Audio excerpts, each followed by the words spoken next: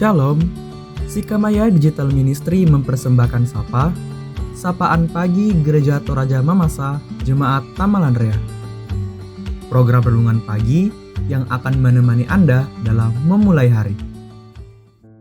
Selamat pagi, salam sejahtera di dalam Tuhan Bapak Ibu Saudara-saudara. Mari kita siapkan diri untuk membaca dan merenungkan firman Tuhan. Karena kita mengimani tentunya dalam firman-Nya ini tersedia hikmat yang akan terus menuntun, mengarahkan, memperlengkapi kita untuk bisa menjalani kehidupan sehingga arah langkah kehidupan kita senantiasa ada di jalannya. Tuntunan hikmatnya terdapat dalam Mazmur pada pasalnya yang ke-31, ayatnya yang ke-10 berbunyi demikian. Kasihanilah aku ya Tuhan, sebab aku merasa sesak, karena sakit hati. Mengidaplah mataku, meranalah jiwaku dan tubuhku. Bapak Ibu Saudara-saudara yang dikasihi oleh Tuhan, setiap orang pasti pernah merasakan bagaimana rasanya sakit hati. Dan tentunya sakit hati ini bisa muncul melalui berbagai macam cara dan bisa bersumber dari siapa saja, termasuk dari orang-orang yang dekat dengan kita, orang-orang yang kita kenal, bahkan juga dari orang-orang yang tidak kita kenal.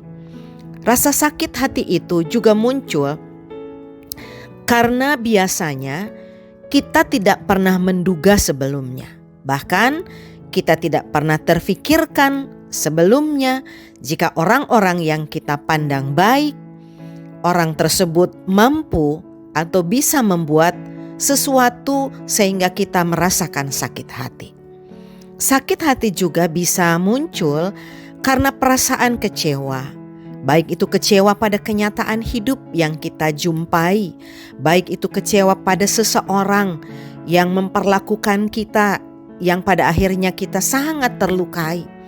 Kecewa itu juga bisa muncul karena kondisi kehidupan kita atau diri kita sehingga kita kecewa pada diri kita sendiri. Bahkan ada orang yang juga kecewa kepada Tuhan.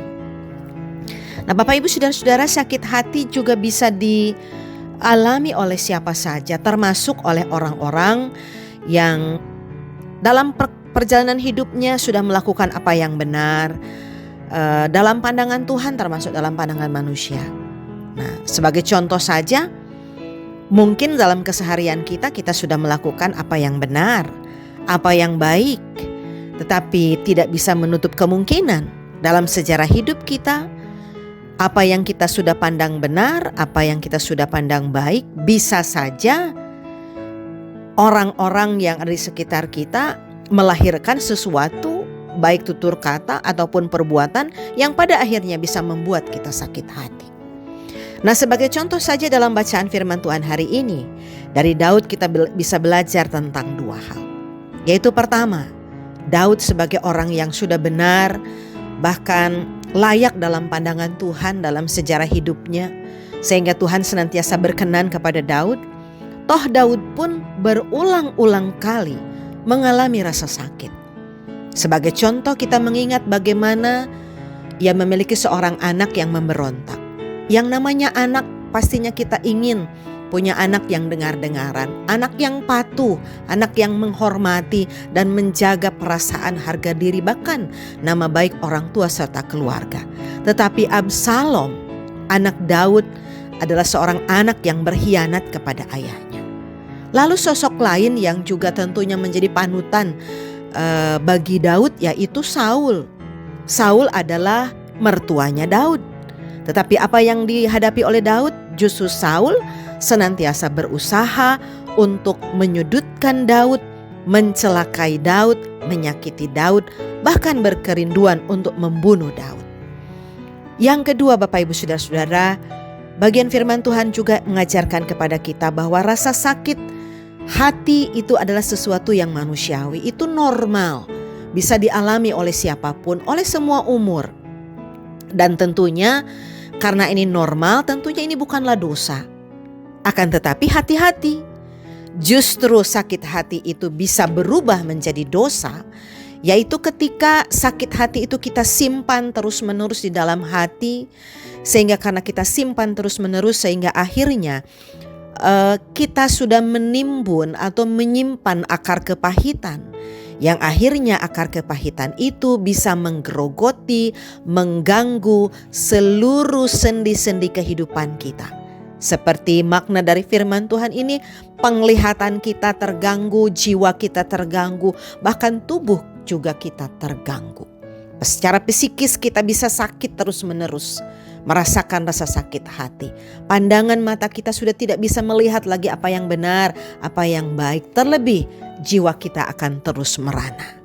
Bapak Ibu Saudara-saudara, oleh karenanya ketika kita menyadari bahwa betapa luar biasanya kita menyimpan rasa sakit hati, pasti ini juga akan berkembang menjadi dendam, benci, bahkan dengki.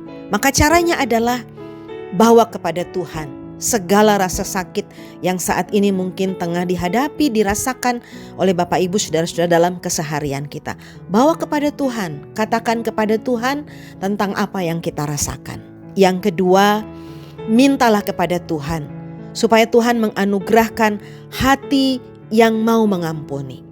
Karena saat Tuhan menghadirkan hati yang mau mengampuni, maka Tuhan juga yang akan memulihkan luka-luka hati kita. Kita dimampukan untuk bisa menerima perkataan tersebut, perbuatan orang tersebut, dan pada akhirnya kita akan belajar mengampuni orang tersebut. Tuhan dimuliakan melalui firman-Nya. Mari kita berdoa. Dimuliakanlah nama-Mu ya Tuhan Allah, atas kebesaran kasih-Mu kami boleh menyambut karunia Tuhan dengan sukacita pada pagi hari ini. Kami mengingat akan saudara-saudara kami yang sedang terbaring dalam kelemahan tubuh, yang dirawat di rumah sakit, yang dirawat di tempat tinggal mereka masing-masing, mereka yang berobat jalan, mereka sedang berjuang untuk bisa mendapatkan kesembuhan. Mari Tuhan Allah lawat dengan kuasa Roh-Mu yang kudus, jamah bagian tubuh yang lemah dikuatkan, angkat mereka dari segala macam jenis penyakit, berikan pengharapan iman, semangat ketekunan, bahkan juga kesembuhan. Berkati juga sidang jemaat-Mu, bahkan saudara-saudara kami yang Tuhan tahu saat ini sedang bergumul dalam duka cita. Keterpisahan dengan orang-orang yang dikasihi melalui kematian. Sosok orang tua, sosok saudara, sosok sahabat, sosok orang-orang yang dikenal dan tentunya berarti dalam sejarah hidup mereka. Mari Tuhan, hampiri mereka dengan kuasa-Mu, lawatan kuasa Roh Kudus-Mu akan terus menguatkan iman pengharapan mereka, memberikan mereka penghiburan manakala mereka sedang berproses dalam duka cita.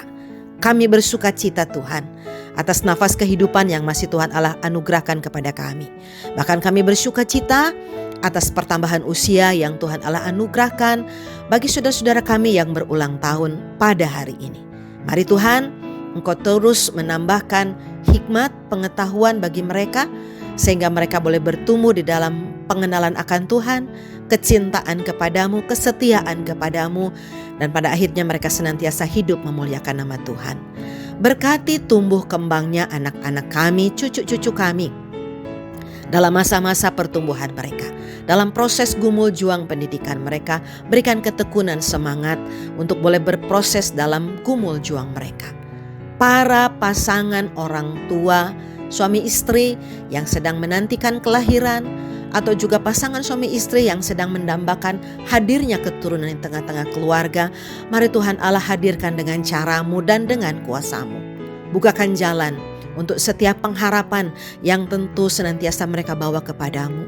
Hadirkan cara Tuhan dengan menghadirkan hal-hal yang Tuhan pandang baik sehingga boleh mewujudkan dan menghadirkan apa yang mereka rindukan, yaitu momongan. Karena iman kami mengatakan tak ada kata mustahil dalam pandangan Tuhan. Inilah kami yang bersyukur dan bermohon di dalam nama Tuhan Yesus. Amin. Terima kasih telah mendengarkan Sapa. Mari membagi berkat dengan membagikan Sapa ini kepada saudara-saudara yang lain.